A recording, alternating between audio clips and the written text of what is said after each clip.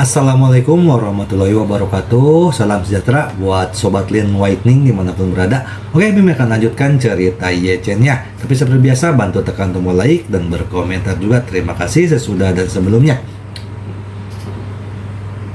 Oke, kita lanjut saja ceritanya. Tapi seperti biasa, yang belum tekan tombol like, bantu Mimin terlebih dahulu tekan tombol like-nya. Terima kasih. Bab 1721 sampai bab 1725. Di hanggar saat ini, Olivia, yang mengenakan gaun Chanel dan berpakaian sangat halus, sedang memegang lengan seorang pemuda kulit putih, menyaksikan Concorde semakin dekat. Pemuda kulit putih ini adalah William Rothschild, putra tertua keluarga Rothschild. Keluarga William berasal dari Denmark, di seberang lautan dari 4 negara Eropa Utara. Selama bertahun-tahun, keluarga William selalu berharap untuk bergabung dengan anak tangga kedua dalam keluarga Rothschild, sehingga mereka tidak menonjolkan diri dan menunggu waktu. Dalam keluarga Rothschild, struktur keseluruhannya mirip dengan keluarga Y, tetapi dalam penerapan sebenarnya, ini jauh lebih rumit daripada keluarga Y. Keluarga Rothschild adalah keluarga veteran ibu kota. Mereka memulai di bidang keuangan dan perbankan, sehingga mereka sangat ketat dalam alokasi sumber daya internal. Sumber kehidupan keluarga Rothschild ada di tangan keluarga inti di Amerika Serikat, dan keluarga inti membedakan alokasi sumber daya dari berbagai keluarga dengan memberi peringkat pada keluarga lain. Sumber daya yang dapat diperoleh keluarga lapis kedua dari keluarga inti setiap tahunnya 2 atau 3 kali lebih tinggi dibandingkan dengan keluarga lapis ketiga. Oleh karena itu, setiap keluarga lapis kedua dan ketiga berusaha untuk naik, dan keluarga lapis ketiga teratas keluarga tingkat sedang mencoba untuk naik. Keluarga tingkat pertama harus melakukan segala kemungkinan untuk menstabilkan posisinya dan tidak kalah dengan keluarga lain. Oleh karena itu, persaingan internal yang kuat seperti ini membuat hambatan internal keluarga seperti Rothschild menjadi sangat kuat, dan tidak mudah untuk mencapai lompatan tangga internal. Dalam beberapa tahun terakhir, keluarga William telah mencoba segala cara untuk meningkatkan bobot skornya. Baru-baru ini, mereka mengetahui melalui saluran mereka sendiri bahwa Ratu Eropa Utara sedang sakit kritis. Menyadari bahwa Olivia muda akan segera menjadi ratu termuda di Eropa Utara dan bahkan Eropa, mereka segera bernegosiasi dengan keluarga kerajaan Nordik, berharap dapat mencapai pernikahan. Namun Olivia sudah lama menunggu harganya. Banyak orang kaya di Eropa yang sebenarnya sadar bahwa dia akan menjadi ratu, sehingga banyak orang yang berharap bisa menikahi Olivia. Seluruh Eropa memiliki ide-ide aristokrat yang kuat dan sisa-sisa feodal. Hampir semua orang percaya bahwa keluarga kerajaan dan kaum bangsawan lebih unggul dari yang lain. Jika orang-orang kaya tanpa gelar bangsawan dapat menikah dengan ratu, mereka akan segera dikanonisasi sebagai pangeran dan adipati, yang mana setara dengan lompatan kelas selesai dalam sekejap. Alasan mengapa William mampu menonjol di antara banyak pesaing adalah karena keluarganya memutuskan untuk menginvestasikan 2 miliar euro dan membawa uang tunai 1 miliar euro sebagai hadiah pertunangan, sehingga menekan pesaing lainnya. Keluarga William berharap dapat meningkatkan pengaruhnya di seluruh Eropa melalui restu keluarga kerajaan, sehingga dapat menambah bobot dalam peringkat internal Rothschild berikutnya dan naik ke tangga kedua. Kali ini, Olivia melihat ke pesawat penumpang Concorde yang mirip angsa putih dan berkata dengan ekspresi tertekan, keluarga Y benar-benar tidak sederhana, mereka bahkan bisa mendapatkan pesawat penumpang supersonik. William mengangguk, kata Weng Seng sambil sedikit rasa iri pada ekspresinya, sebagai pesawat penumpang tercepat di dunia. Segera setelah Concorde dipensiunkan, ia direbut oleh semua keluarga papan atas. Jika pesawat jenis ini sudah pensiun dan masih bisa digunakan, totalnya kurang dari ada 3 persilangan dalam keluarga Rothschild. Semuanya berada di tangan keluarga inti. Kami tidak memiliki kesempatan untuk mengalaminya sama sekali. Kami tidak menyangka bahwa keluarga Y juga memilikinya. Olivia berkata dengan wajah gelap. Saya belum pernah terbang dengan pesawat penumpang supersonik seperti itu. William mendecakkan bibirnya dan berkata dengan marah, saya juga belum pernah menerbangkannya. Saya mendengar bahwa keluarga Y menderita kerugian besar kali ini. Saya ingin tahu apakah mereka bersedia menjual pesawat itu dengan harga murah. Jika Anda bersedia, saya akan membelinya. Saat ini, pesawat sudah perlahan memasuki hanggar, lalu pintu kabin terbuka, dan Helena menemaninya, oleh Ye Chen, berjalan menuruni tangga spiral. Di bawah tangga spiral, Olivia memandang Helena sambil mencibir. Melihat hanya dia dan Ye Chen yang turun dari pesawat, Olivia mengerutkan kening dan bertanya, "Helena, di mana kedua pengikutmu? Kenapa aku tidak kembali bersamamu?" Kedua pengikut Helena adalah orang-orang Olivia. Namun Olivia selalu berpikir bahwa Helena tidak mengetahuinya. Ketika dia melihat bahwa dia tidak membawa rombongannya kembali kali ini, dan rombongan tersebut tidak melaporkan perubahan apapun kepadanya sebelumnya, dia menyadari bahwa Helena mungkin telah mengetahui hal tersebut, kebenaran tentang dua orang itu, identitas. Helena berpura-pura bodoh saat ini dan berkata dengan santai, "Saya akan meninggalkan mereka berdua di Tiongkok dan membiarkan mereka menyiapkan pesta pertunangan dan detail pernikahan dengan perencana keluarga Ye." Kata-kata Helena terdengar tidak salah bagi orang luar, tapi Olivia tahu betul bahwa Helena benar-benar berbicara omong kosong. Jika ini benar-benar yang dia katakan, maka kedua bawahannya pasti akan melaporkan situasinya kepada dirinya sendiri secepat mungkin. Tapi sekarang aku belum mendapat kabar apapun. Itu membuktikan kalau kedua orang ini pasti dikendalikan oleh Helena. Namun yang membuat Olivia tertekan adalah dia melihat Helena berbicara omong kosong di hadapannya, namun dia sama sekali tidak mampu melakukannya. Dia hanya bisa menahan amarahnya dan mengikuti kata-katanya dan berkata, "Jadi begitu. Aduh kakak, aku benar-benar tidak menyangka kedua saudara perempuan kita akan segera menikah. Waktu berlalu sangat cepat." Helena mengangguk, dia juga tersenyum dan menghela nafas. "Ya, sepertinya kemarin kita menunggang kuda bersama di halaman istana, dan kita akan menikah dalam sekejap mata."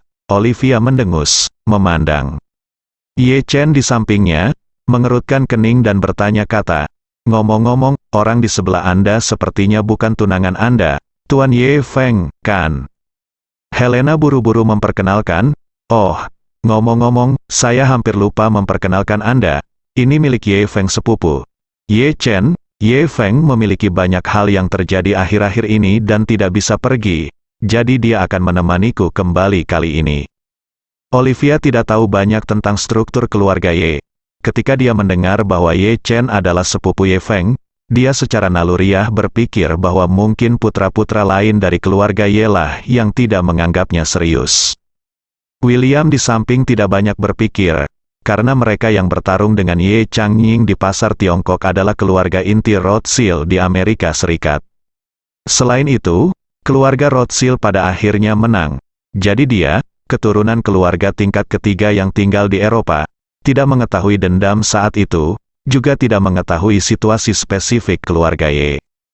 Olivia sendiri sudah membulatkan tekad untuk menjual Helena kepada oligarki Rusia Arman Ramovic.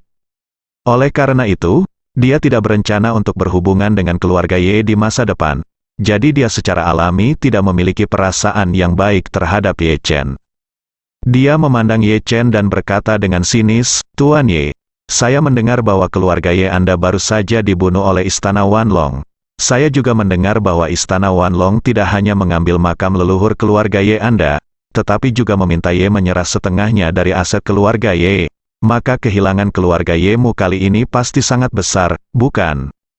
William di samping melihat bahwa Olivia sedikit diincar Ye Chen, dan dia dengan sengaja mengangkat alisnya dan berkata, "Olivia, kenapa kamu harus melakukan ini? Membicarakan kepedihan orang lain saat kita bertemu. Keluarga Ye telah menderita kerugian yang begitu besar kali ini, mempermalukan orang dan kehilangan uang. Tuan Ye pasti sangat kesakitan di hatinya." Ye Chen tersenyum dan berkata dengan santai, "Saya tidak sakit sama sekali.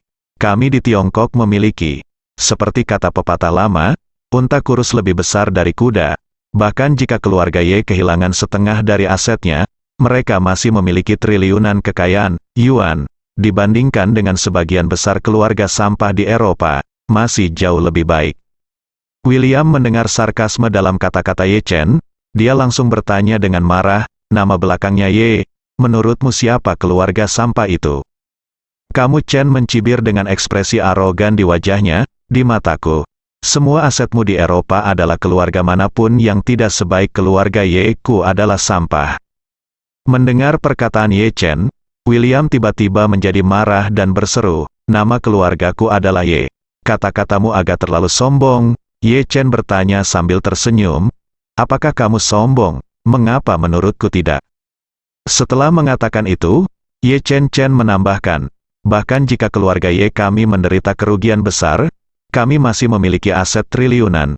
Beberapa keluarga belum mengalami kerugian sebesar itu, dan mereka tidak memiliki uang sebanyak keluarga Ye saya.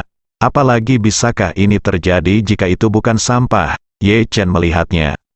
Keduanya berhenti sejenak dan bercanda, lihat, jika separuh air di laut ini hilang, itu tetaplah laut, tetapi tidak peduli bagaimana caranya penuh air di lubang lumpur, itu masih lubang lumpur. Wajah Olivia dan William tiba-tiba menjadi sangat jelek. Olivia sangat menyadari kekuatan keluarga kerajaan Nordik, mengingat uang tunai, barang antik, real estate, investasi asing, jumlahnya hanya beberapa miliar euro. Apalagi keluarga kerajaan bukan termasuk keluarga Olivia yang beranggotakan 3 orang. Banyak sekali kerabat dan kerabat kerajaan di bawah. Semuanya menunggu keluarga kerajaan untuk menghidupi mereka. Tetapi meskipun keluarga Ye memberikan setengah dari asetnya ke Istana Wanlong, sisa asetnya masih ratusan miliar euro, yang jauh lebih baik daripada keluarga kerajaan. William sama kesalnya dengan Olivia. Meskipun nama belakangnya adalah Rothschild, kekuatan ekonomi keluarga mereka secara keseluruhan, jika dikonversi ke euro, hanya berjumlah hampir 10 miliar. Menurutnya, mungkin tidak sebaik 1/10 dari keluarga Ye saat ini. Namun, William masih mengertakkan gigi dan membalas, keluarga Rothschild kami telah terlibat secara mendalam di dunia selama ratusan tahun. Aset komprehensif kami lebih dari $1 triliun AS, dan bahkan $10 triliun AS mungkin tidak dapat menghentikannya. Di depan keluarga Rothschild, hanya sehelai daun rumah, bahkan bukan sampah. Ye Chen bertanya dengan rasa ingin tahu, apakah Anda dari keluarga Rothschild? Olivia memperkenalkan dengan bangga dan puas, lupa memberi izinkan saya perkenalkan kalian berdua.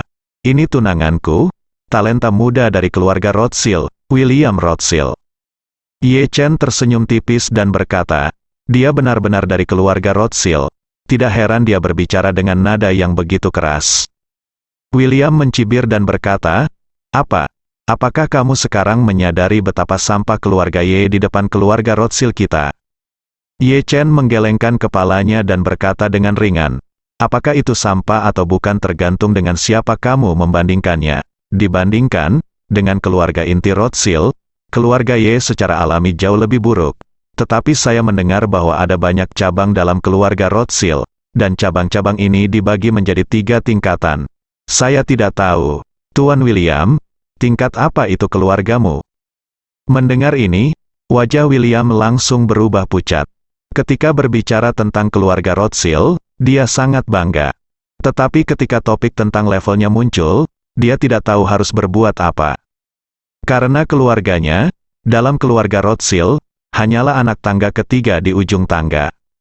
Melihat dia memiliki ekspresi aneh tetapi tidak berbicara, Ye Chen tidak bisa menahan tawa dan bertanya, ada apa? Tuan William, bukankah Anda baru saja banyak bicara? Mengapa Anda tidak berbicara sekarang? Ekspresi William tidak yakin, dan dia tidak tahu bagaimana menghadapinya untuk sementara waktu. Melihat tunangannya frustrasi, Olivia tiba-tiba menjadi sangat tidak senang dan berkata dengan dingin, Tuan Ye, ini Eropa Utara, bukan Tiongkok, lebih baik tidak berbicara terlalu tajam. Ye Chen mendengus dan bertanya, itu dia, apakah kamu tajam?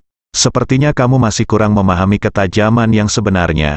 Pada saat ini, Helena keluar untuk merapikan segalanya dan berkata, saya pikir semua orang harus berhenti mengobrol di sini dan kembali ke istana. Saya juga ingin melihat nenek. Dia sekarang apa yang terjadi? Olivia tersenyum dengan ekspresi lucu dan berkata, Helena, jangan khawatir.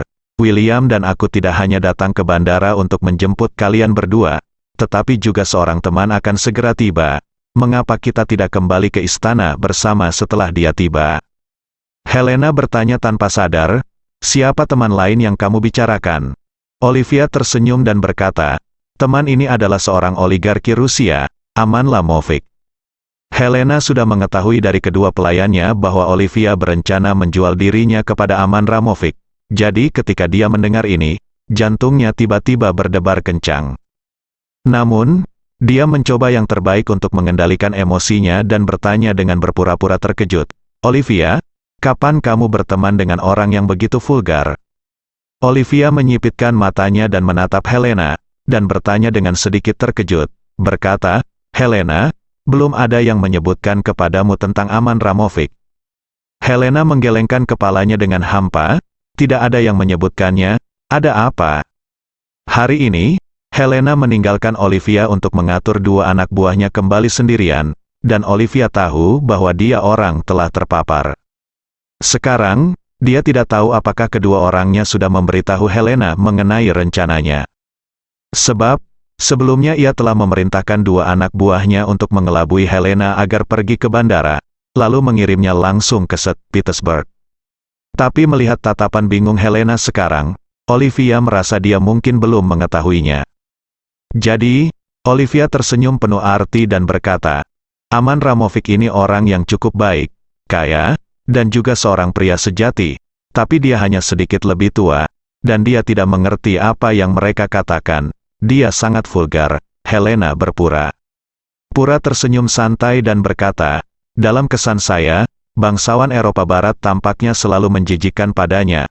Mengapa Anda mengundangnya? Olivia tersenyum dan berkata, meskipun Aman Ramovic tidak memiliki latar belakang yang terpuji, dia setidaknya adalah orang kaya dengan kekayaan bersih puluhan miliar dolar. Jika saya ingin merevitalisasi keluarga kerajaan di masa depan, tentu saja saya harus memiliki hubungan yang baik dengan orang-orang kaya seperti itu. Saat dia berbicara, ada ledakan pesawat di luar suara. Mesin semakin dekat, dan jet bisnis Gulfstream G650 baru, dipandu oleh kendaraan pemandu, perlahan meluncur menuju hanggar. Olivia mengangkat alisnya dan berkata sambil tersenyum, Aman Ramovic ada di sini. G650 dengan cepat berhenti di kursi di sebelah Concorde. Pintu terbuka, dan seorang pria mengenakan setelan biru tua dan sesuatu seperti pria menengah pendek dan kurus pria tua berjalan keluar dari pintu Palka dengan senyuman di wajahnya. Orang ini adalah satu-satunya oligarki yang tersisa di Rusia saat ini, Aman Ramovic. Aman Ramovic dilahirkan dalam kemiskinan, tetapi ia mengikuti arus zaman, mengumpulkan kekayaan secara gila-gilaan selama tahap khusus Rusia, dan dengan cepat menjadi orang kaya raya. Ketika Aman Ramovic turun dari pesawat, dia berkata kepada Olivia sambil tersenyum, Yang Mulia Putri Olivia, sudah lama tidak bertemu. Setelah mengatakan itu, dia langsung menatap Olivia dengan tatapan agak serakah. Helena di samping berkata dengan tersenyum, ini seharusnya Yang Mulia Putri Helena, kan? Helena merasa agak tidak nyaman, dan Olivia di sebelahnya melihat Aman Lamovic berbicara dengan Helena. Setelah terlihat tergila-gila, dia berkata sambil tersenyum, Tuan Aman Lamovic, ini adalah saudara perempuanku, Putri Helena. Aman Lamovic segera mengulurkan tangan ke Helena, berharap untuk menciumnya, dengan sopan, dan berkata dengan cara yang sangat sopan, senang bertemu dengan Anda, Yang Mulia Putri Helena. Helena tidak mau Arman Ramovic mencium tangannya. Dia sudah menduga bahwa Olivia telah mencium Arman Ramovic. Ki mengundang motifnya, dan merasa jijik di hatinya. Jadi dia mengangguk sedikit padanya dan berkata dengan nada meminta maaf, maaf, Tuan Aman Ramovic, karena tunanganku orang Tionghoa. Jadi aku harus mematuhi adat istiadat Tiongkok. Aku tidak bisa mencium tangan, maafkan aku. Aman Ramovic tertawa canggung, lalu diam-diam menarik tangannya kembali, dan berkata sambil tersenyum, tidak apa-apa, aku mengerti. Olivia melirik dari sudut matanya. Dia melirik ke arah Helena dan mencibir di dalam hatinya. Helena, kenapa kamu berpura-pura menjadi pendiam? Tidak akan lama lagi kamu menjadi Aman wanita Ramovic. Ketika Olivia mengetahui bahwa Helena akan kembali ke Tiongkok, dia sudah mendiskusikan tindakan pencegahan dengan orang tuanya. Sekarang Helena ada di sini kali ini, dia tidak akan melepaskannya begitu saja. Menurut rencana Olivia, Helena akan diawasi sejak dia kembali ke istana dan dia tidak akan diizinkan meninggalkan istana. Dan dia juga menelepon Aman Ramovic di St. Petersburg sesegera mungkin, dan mencapai kesepakatan dengannya melalui telepon.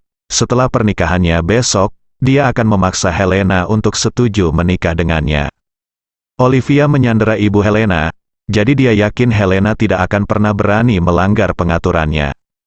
Adapun Aman Ramovic, dia diejek oleh media barat sepanjang hari, dan ejekan itu menjadi sedikit gila.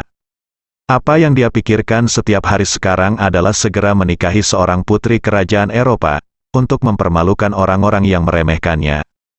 Jadi, saat menerima telepon Olivia, dia langsung bergegas menghampiri dengan gembira. Untungnya, St. Petersburg hanya berjarak 1000 km dari Eropa Utara dan dapat dicapai dengan pesawat biasa dalam 2 jam. Namun, Aman Ramovic, yang terbang dari St. Petersburg dengan penuh semangat, tidak menyangka sikap Helena terhadapnya akan begitu dingin.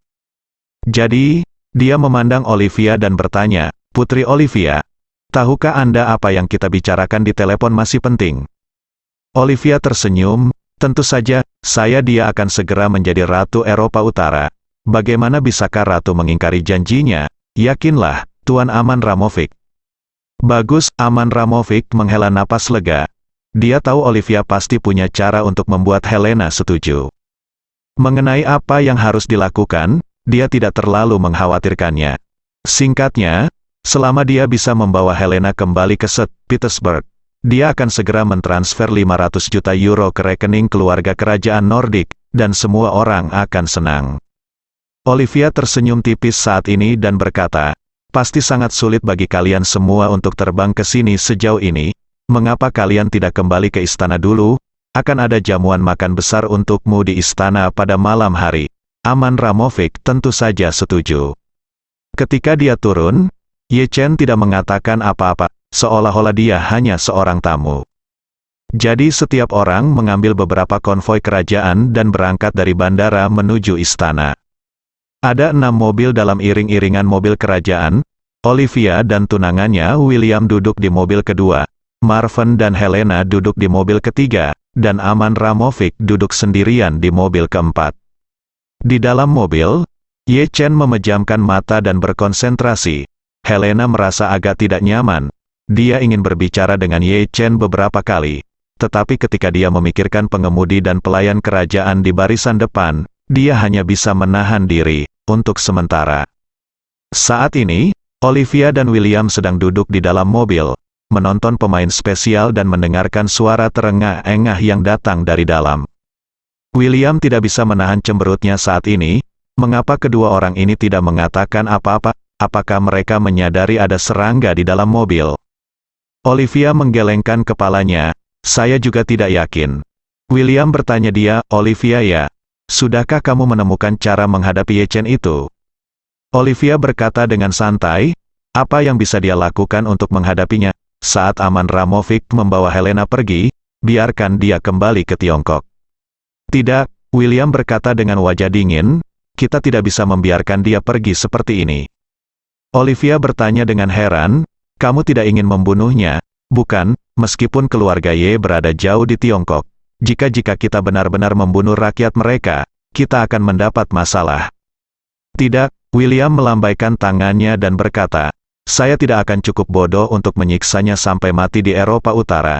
Saya hanya ingin memberinya pelajaran dan biarkan dia pergi. Tinggalkan concorde itu." Concorde, mata Olivia berbinar. Dalam masyarakat kelas atas yang sebenarnya, hanya ada 2 kemewahan yang nyata. Yang satu adalah jet pribadi dan yang lainnya adalah kapal pesiar pribadi.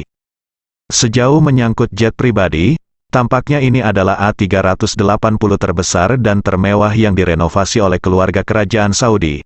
Tetapi jika kita benar-benar ingin berbicara tentang jet pribadi langka yang dapat mewakili status tertinggi, itu pastilah jet pribadi, kerukunan. Alasannya karena hal ini terlalu langka.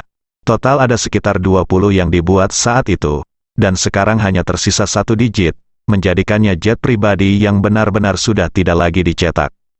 Selain itu, pesawat ini juga merupakan satu-satunya jet pribadi yang mampu melakukan penerbangan supersonik. Siapa yang dapat memiliki jet pribadi dan menerbangkannya dengan lebih bermartabat daripada A380 milik keluarga kerajaan Saudi? Baik Olivia maupun William adalah orang-orang yang sangat sombong, dan mereka biasanya memiliki kemewahan yang tak terhitung jumlahnya. Namun tak satu pun dari mereka yang berani berharap bisa memiliki concorde. Oleh karena itu, saat William mengemukakan ide tersebut, Olivia langsung heboh. Jadi, dia langsung bertanya, "Sayangku, apa yang bisa kamu lakukan?" William mencibir, "Setelah jamuan makan malam ini, saya mengadakan permainan kartu untuk bermain kartu dengan beberapa tamu dari jauh, dan mendapatkan uang saku. Saat itu waktu, saya akan membuat permainan dan mengundang Ye Chen untuk datang dan memainkan beberapa permainan. Selama dia mau bermain, saya pasti akan membiarkan dia jatuh selangkah demi selangkah." Olivia bertanya dengan beberapa kecurigaan. "Apakah Anda benar-benar yakin?" William berkata dengan percaya diri. "Jangan khawatir, di antara tamu yang datang kali ini, ada seseorang yang saya atur sebelumnya. Orang ini telah menjadi dealer di Las Vegas selama bertahun-tahun, selama kamu membiarkan dia membagikan kartunya. Tidak peduli permainan apa yang kamu mainkan, kamu dapat membuat Ye Chen kehilangan segalanya." Olivia bertanya dengan bingung, "Mengapa kamu menempatkan orang iseng di istana?" William mengangkat bahu. Dia berkata dengan tenang, "Apa kamu tidak paham dengan hobi para pria kaya ini? Yang mereka sukai tidak lain adalah wanita cantik dan judi. Mereka datang ke istana untuk menghadiri pesta pernikahan. Jadi permainan judi dadakan pasti akan sangat menarik minat mereka." Saat dia berbicara, William melanjutkan dengan penuh semangat, "Pada kesempatan seperti itu, selama seseorang mengatur permainan, setiap orang suka bermain dengan dua tangan dan kehilangan ratusan atau puluhan juta euro. Itu tidak berarti apa-apa bagi mereka. Satu orang bisa hasilkan puluhan juta, tapi 10 orang bisa menghasilkan puluhan juta atau bahkan ratusan juta. Jadi selama Anda mengoperasikannya dengan benar, sangat mudah untuk mendapatkan puluhan juta euro." Olivia menyentuh dagunya dan berkata sambil tersenyum, "Aku tidak menyangka kamu menjadi sangat jahat, kamu bahkan menghitung uang kerabat dan teman-teman ini." William berkata dengan canggung, "Jika kamu memiliki kesempatan untuk mendapatkan uang jajan, kerugiannya tidak besar bagi mereka, mengapa tidak melakukannya? Apakah kamu berkata begitu?" Olivia mendengus dan berkata, "Semua orang punya bagian, saya ingin setengah dari hasil perjudian." William sedikit terkejut, lalu berkata sambil tersenyum, "Haha, Olivia, aku punya firasat, kehidupan pernikahan kita berdua pasti akan sangat-sangat harmonis." Olivia mengangkat alisnya dan berkata, "Jika Marvin benar-benar bisa kehilangan concorde itu padamu, pesawat ini akan setengah sebagus milikku." Tentu saja, William mengulurkan tangannya untuk memegang dagu Olivia dan mencium bibirnya dengan keras.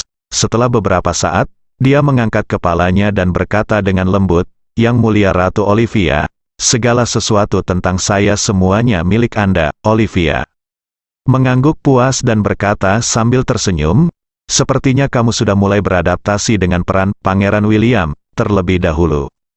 William tersenyum, "Tentu saja, aku tidak sabar untuk menjadi suamimu besok dan Pangeran Eropa Utara lusa." Setelah mengatakan itu, William menambahkan, "Ayah saya telah berjanji kepada saya bahwa setelah Anda mewarisi tahta dan mengkanonisasi saya sebagai pangeran, dia akan singgah di kapal Italia di Copenhagen. Kami dulu diberi kapal pesiar mewah dan villa di Beverly Hills, Los Angeles." Setengah jam kemudian, iring-iringan mobil melaju ke istana Nordik. Keluarga kerajaan Nordik memiliki 3 istana di negara-negara Nordik, dan istana di pinggiran ibu kota ini adalah yang terbesar dan termewah dari ketiganya. Seluruh istana sebenarnya lebih mirip kombinasi kastil besar dan rumah bangsawan. Luas keseluruhannya ratusan hektar, dan sangat luas sehingga terdapat lapangan golf dan tempat berkuda di dalamnya. Konon nilai bangunan dan tanah istana saja mencapai lebih dari 3 miliar euro. Namun karena benda tersebut merupakan harta leluhur keluarga kerajaan dan lambang keluarga kerajaan, maka hukum negara melarang keluarga kerajaan menjualnya kepada pihak luar. Tidak bisa dijual, artinya keluarga kerajaan hanya berhak menggunakannya. Konvoi melewati ruang hijau yang luas dan berhenti di depan sebuah kastil tua yang berusia setidaknya 1 abad. Pengawal kerajaan segera melangkah maju, membuka semua pintu mobil, dan Ye Chen keluar bersama Helena. Melihat Helena kembali, para pengawal kerajaan segera memberi hormat dengan hormat, Yang Mulia Putri Helena. Helena mengangguk sedikit. Lalu Olivia berjalan mendekat dan berkata kepada Ye Chen dan Aman Ramovic, kamar kedua tamu telah disiapkan untuk Anda. Saya akan meminta seseorang untuk mengantar Anda ke sana dulu. Aman Ramovic segera membungkuk dan berkata dengan hormat, Yang Mulia Putri Olivia. Sebaliknya, Ye Chen tidak begitu sopan, dia hanya berkata oke. Olivia merasa sedikit tidak senang saat melihat Ye Chen tidak membungkuk, apalagi memberi hormat, dan bahkan tidak repot-repot mengucapkan terima kasih. Namun, ketika Olivia memikirkan rencana William untuk menjebak Ye Chen, dia tidak marah. Sebaliknya, dia berkata kepada Ye Chen dengan senyum palsu, Tuan Ye, akan ada makan malam di jamuan makan aula nanti.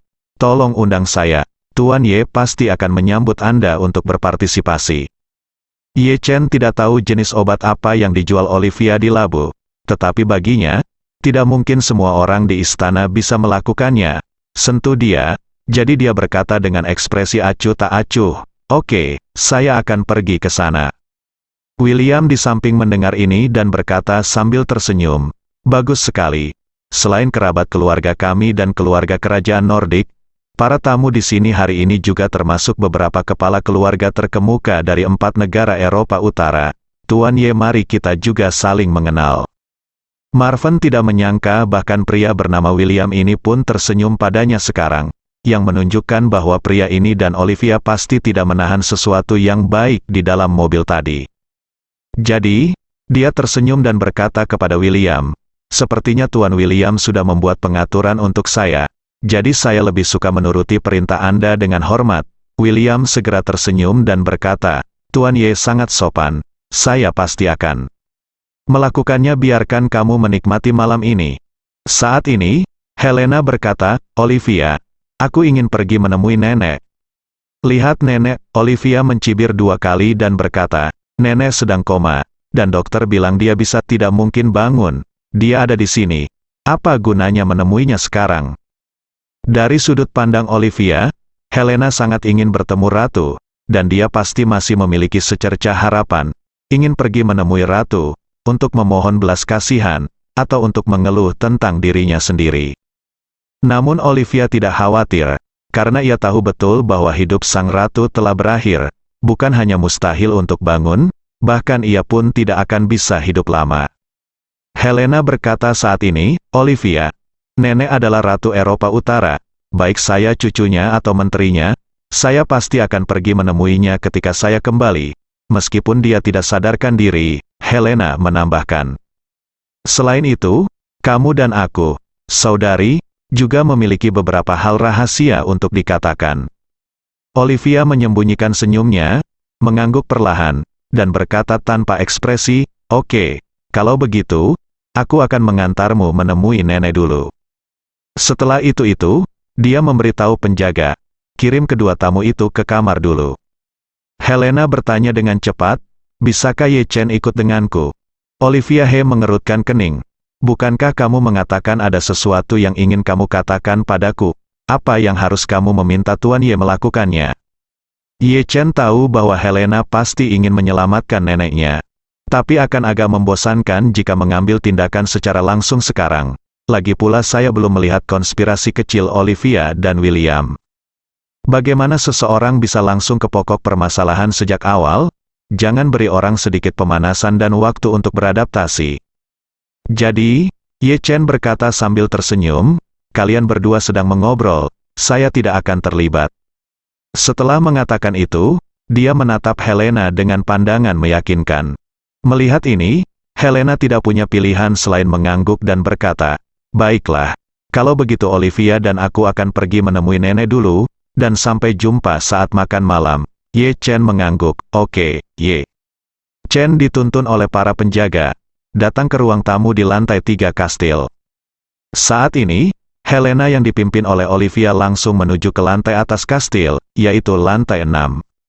Lantai ini merupakan area khusus untuk kehidupan sehari-hari seluruh keluarga kerajaan. Sang ratu, yang pada dasarnya dijatuhi hukuman mati, kini berada di suite mewah di lantai paling atas. Setengah dari suite telah diubah menjadi unit perawatan intensif. Olivia membawa Helena, tetapi tidak segera masuk ke bangsal. Sebaliknya, dia membawanya ke kamar sebelah dan memerintahkan seorang pelayan, "Cari dia, pelayan itu." Segera melangkah maju dan bertanya pada Helena. Setelah memeriksa seluruh tubuhnya, dia menemukan bahwa dia hanya punya satu ponsel, jadi dia menyerahkan ponsel itu kepada Olivia dan berkata dengan hormat, "Yang mulia, ini satu-satunya." Olivia mengangguk dan mengatakan kepadanya, "Ponselnya, simpan dulu." Setelah mengatakan itu, dia melambai ke Helena dan berkata, "Ikuti aku." Helena mengikuti Olivia ke pintu bangsal. Olivia membubarkan penjaga di luar bangsal dan kemudian beberapa dokter yang bertugas juga mengirim, dan kemudian mereka membawa Helena ke bangsal. Di bangsal, seorang wanita tua berambut putih sedang berbaring di tempat tidur dengan wajah tanpa ekspresi. Dia sangat kurus, dengan masker oksigen di wajahnya, kecuali dadanya yang sedikit naik turun saat bernapas, dia tidak melakukan gerakan lain. Melihat wanita tua ini, mata Helena memerah. Dia datang ke ranjang rumah sakit sambil menangis, dan tersedak isak tangisnya. "Nenek, nenek, bisakah kamu mendengar suaraku? Aku Helena, aku kembali menemuimu, Olivia." Mencibir, "Helena, berhentilah bermimpi, tidak mungkin dia akan bangun dan mencari keadilan untukmu, tidak ada orang lain di sini kecuali mereka berdua dan ratu yang sekarat." Jadi Olivia segera membuang wajah munafiknya. Helena menoleh ke arah Olivia dan bertanya, "Olivia, di mana kamu menyembunyikan ibuku?" Olivia mendengus dan berkata, "Tidakkah menurutmu kamu terlalu kekanak-kanakan karena menanyakan pertanyaan seperti itu? Aku akan menggunakan nyawa ibumu untuk memaksamu tunduk. Bagaimana mungkin aku bisa memberitahumu keberadaannya?" Helena mengertakkan gigi dan bertanya, "Olivia, aku adikmu, aku kerabatmu, mengapa kamu melakukan ini padaku? Apakah kamu melakukan ini pada ibuku?" Olivia memeluk bahunya dan mencibir, "Oke Helena, ini sudah waktunya. Apa gunanya memainkan kartu emosional seperti ini?" Setelah jeda, Olivia berkata lagi, "Sudah kubilang, kamu tidak punya pilihan sekarang. Jika kamu menikahi Aman Ramovic setelah pernikahanku, aku akan mengampuni nyawa ibumu. Kalau tidak, aku akan melakukannya. Aku tidak hanya akan memaksamu untuk diberikan kepada Aman Ramovic, tapi aku juga akan menyerahkan ibumu menjadi seperti sekarang ini." Ketika dia mengatakan ini, Olivia menunjuk ke arah Ratu Eropa Utara yang terbaring di ranjang rumah sakit. Setelah Helena mendengar ini, dia memandangnya dengan tercengang dan bertanya, "Nenek, nenek disakiti olehmu?" "Tentu saja itu aku." Olivia tahu bahwa Helena tidak memiliki peralatan perekam atau penyadap di tubuhnya. Kemudian dia mencibir dengan tidak hati-hati, "Selama pemeriksaan fisiknya tahun lalu, dokter kesehatannya memberitahu saya bahwa selama dia merawat dirinya sendiri dengan baik, dia dapat hidup setidaknya 10 tahun lagi, dan mungkin bahkan 20 tahun. Sial, yang mana? Bisakah putra mahkota menunggu begitu lama?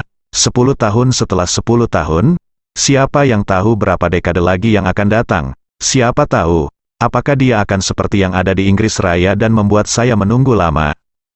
Jadi, untuk mewarisi tahta secepat mungkin, aku hanya bisa menggunakan beberapa cara untuk mempersingkat waktu siaganya sebanyak mungkin." Helena benar-benar tidak menyangka kalau Olivia adalah dalang di balik penyakit serius dan ketidaksadaran neneknya.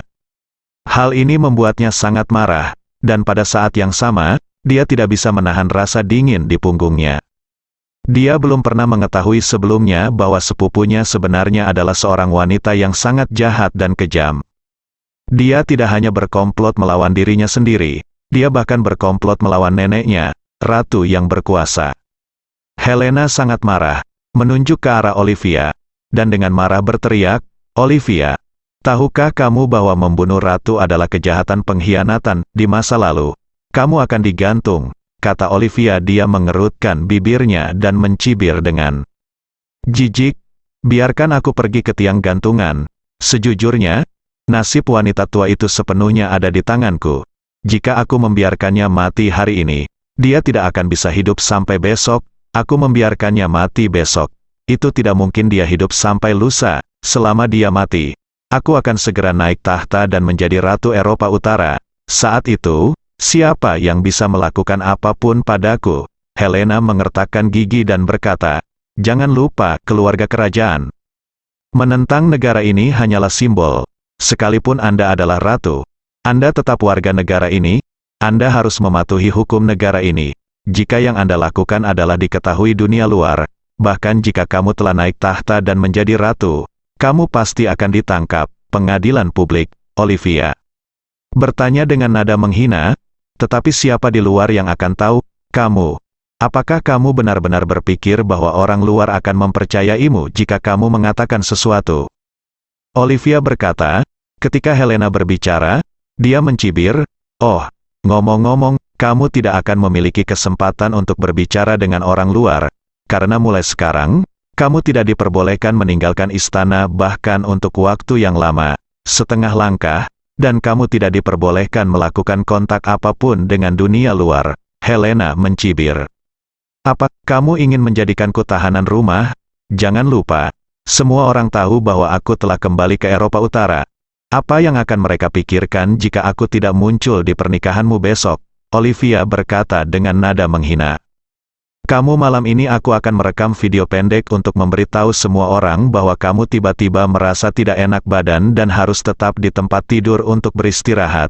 Jadi kamu tidak bisa lagi menjadi pengiring pengantinku." Helena berseru, "Kamu sedang bermimpi, aku tidak akan memfilmkannya." Olivia tersenyum dan berkata, "Tidak masalah.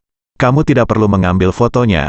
Tapi aku akan mencungkil kedua bola mata ibumu, dan kemudian seluruh prosesnya akan dibuat menjadi video untuk kamu lihat." Helena sangat marah. Dengan gemetar, dia memarahi, "Olivia, kamu adalah iblis." Olivia mengerutkan bibirnya, "Saya bukan iblis. Saya adalah calon Ratu Eropa Utara." Pada titik ini, dia menatap mata Helena dan dia berkata kata demi kata, "Helena, kamu tidak akan pernah bisa menjadi lawanku. Jika kamu ingin ibumu selamat, patuhi saja pengaturanku dengan jujur. Jika tidak, ibumu tidak hanya tidak akan selamat, tetapi kamu juga tidak akan selamat." Helena adalah sangat marah, tapi dia juga tahu betul bahwa dia bukan tandingan Olivia. Satu-satunya harapannya adalah Ye Chen, jadi, dia hanya bisa pasrah di hadapan Olivia dan berkata, "Biar ku pikir-pikir." Olivia mencibir dan berkata, "Ingat, videonya harus dikirim sebelum jam 11 malam." "Oke." Helena mengangguk, menyetujui. Ketika Olivia membawa Helena keluar dari bangsal, tidak ada yang melihat jari-jari ratu bergerak beberapa kali, dan tidak ada yang tahu bahwa kesadarannya selalu terjaga. Tetapi fungsi tubuhnya sangat merosot hingga dia kehilangan hampir seluruh kendali atas tubuhnya. Beberapa kedutan di jarinya tadi telah menghabiskan seluruh energinya, dan kemudian dia kehilangan kendali atas tubuhnya lagi. Pada saat ini, dia sama putus asa dan marahnya seperti ketika kesadaran Chen Zhonglei tersegel di dalam tubuhnya. 7 malam waktu setempat di Eropa Utara. Perjamuan kerajaan diadakan di ruang perjamuan istana. Jamuan makan ala barat sangat berbeda dengan jamuan makan timur. Tempatnya tidak terbagi menjadi beberapa meja bundar, melainkan sebuah meja ekstra panjang dengan lebih dari 10 kursi makan indah yang diletakkan di kedua sisi meja panjang. Tidak banyak tamu yang menghadiri makan malam ini, termasuk orang tua Olivia dan William. Totalnya kurang dari 20 orang. Sebagian besar tamunya adalah kerabat dekat dan sahabat kedua keluarga, sehingga mereka diundang untuk menginap di istana 1 hari sebelumnya. Sebagian besar tamu akan datang ke istana besok pagi untuk menghadiri pesta pernikahan. Helena turun bersama Olivia. Karena diancam oleh Olivia, Helena merasa sedikit tidak nyaman. Begitu sampai di ruang perjamuan, dia langsung mencari bayangan Ye Chen kemana-mana, karena dia hanya bisa merasa lega saat melihat Ye Chen. Tapi Ye Chen tidak muncul di ruang perjamuan. Ketika ayah Olivia, Richard, melihat Helena, dia langsung tersenyum dan berkata, "Helena, kamu kembali." Helena menatap Richard, dia tidak tahu apa yang membuat neneknya koma parah. Apakah paman ini terlibat atau tidak? Dia masih sangat waspada terhadap orang ini di dalam hatinya. Jadi dia berkata, "Paman Richard, bagaimana kabarmu akhir-akhir ini?" Richard menghela nafas pelan dan berkata, "Kecuali kondisi fisik nenekmu, aku terlepas dari kekhawatiran. Semuanya baik-baik saja bagus." Saat dia sedang berbicara, Aman Ramovic juga berjalan mendekat. Mula-mula memandang Helena dengan sedikit terpesona, lalu berjalan ke arah Richard dan berkata dengan hormat, "Halo, Yang Mulia Pangeran Richard, saya Aman Ramovic. Ini suatu kehormatan sampai bertemu denganmu." Richard mengangguk sedikit dan berkata sambil tersenyum, "Saya sudah lama mendengar nama Tuan Aman Ramovic, tapi hanya saja saya baru berkesempatan melihatnya hari ini." Setelah itu, Richard menambahkan, "Ngomong-ngomong, saya selalu menyukai tim Liga Premier yang Anda beli. Jika Anda punya kesempatan, saya harus pergi ke Inggris untuk menonton pertandingan langsung." Aman Ramovic berkata dengan wajah terkejut, "Yang Mulia juga menyukai sepak bola. Kalau begitu, jika Anda punya waktu minggu depan, Anda bisa datang ke London. Kebetulan tim akan mengadakan pertandingan kandang minggu depan." Richard mengangguk dan berkata, "Jika tidak ada yang lain untuk keluarga kerajaan, saya sangat ingin pergi ke London, hanya untuk istirahat sejenak." Saat dia berkata, dia menghela nafas dan menertawakan dirinya sendiri. Tetapi keluarga kerajaan memiliki begitu banyak hal yang harus dilakukan setiap hari sehingga mereka tidak dapat menghindarinya. Kurasa aku harus menunggu sebentar untuk istirahat. Aman Ramovic berkata sambil tersenyum, "Tidak masalah. Ini hampir musim panas. Ada banyak pertandingan di musim panas. Saat musim baru Liga Champions dimulai, mungkin kami akan memainkan pertandingan tandang di Eropa Utara." "Ya," Richard mengangguk. Dia tersenyum dan berkata, "Aku tidak menyangka kamu dan aku memiliki banyak kesamaan. Kamu dan Helena, duduk saja di sebelahku." Setelah itu, dia menunjuk kedua kursi kosong di kursinya, benar dan berkata kepada Helena, "Helena, duduklah bersama Tuan Aman Ramovic." Helena berkata dengan canggung, "Paman, saya juga punya teman dari jauh. Dia tidak mengenal tempat ini, jadi sebaiknya saya pergi bersamanya." Richard berkata dengan tenang, "Anda berbicara tentang orang dari keluarga Y, kan?" "Iya." Helena berkata dengan tergesa-gesa, "Kali ini orang dari keluarga Y adalah sepupu Ye Feng dan putra serta cucu langsung dari keluarga Y." Richard mendengus dan berkata, "Saya benar-benar tidak mengerti keluarga Y.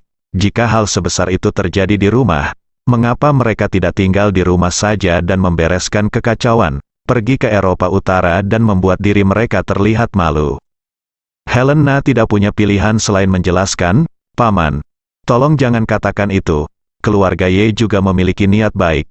Bagaimanapun, akulah masa depan menantu perempuan dari keluarga Y. Mereka merasa tidak sopan membiarkan saya kembali sendirian." Richard berkata dengan santai, "Saya tidak setuju Anda menikah dengan Tiongkok. Keluarga kerajaan kami tidak pernah menikah dengan siapapun di luar Eropa selama bertahun-tahun. Saya juga memikirkan masalah ini dalam beberapa hari terakhir ketika Anda pergi ke Tiongkok. Untuk menghormati garis keturunan bangsawan He Guanzu, saya pikir Anda tidak boleh menikah jauh dari Tiongkok. Cari saja talenta muda yang cocok di Eropa untuk dinikahi." Sambil berkata, dia melirik Aman Ramovic dan berkata dengan santai, "Menurut pendapat saya, talenta muda Eropa seperti Tuan Aman Ramovic tidak lebih buruk dari keluarga Y." Helena berkata dengan ekspresi malu, "Paman, pertunangan telah dibuat, bagaimana kita bisa mengubahnya kapan saja? Jika tersiar kabar tentang itu, orang lain akan mengatakan bahwa keluarga kerajaan kita tidak memiliki kredibilitas." Richard berkata dengan acuh tak acuh, "Seperti itu sesuatu yang besar terjadi pada keluarga Y. Jadi masuk akal bagi kita untuk mengubah pertunangan." Helena buru-buru berkata, "Tapi aku tidak bisa berbicara dengan Y. Biar ku beritahukan padamu." Richard melambaikan tangannya dan berkata dengan nada menghina, "Apa yang tidak mudah untuk dijelaskan? Di mana pria dari keluarga Y itu? Biarkan dia datang dan saya akan berbicara dengannya secara pribadi." Begitu Richard selesai berbicara, Ye Chen maju selangkah. Dia berjalan ke ruang perjamuan dan bertanya sambil tersenyum sambil berjalan, "Saya di sini. Siapa yang ingin berbicara dengan saya?" Bersambung.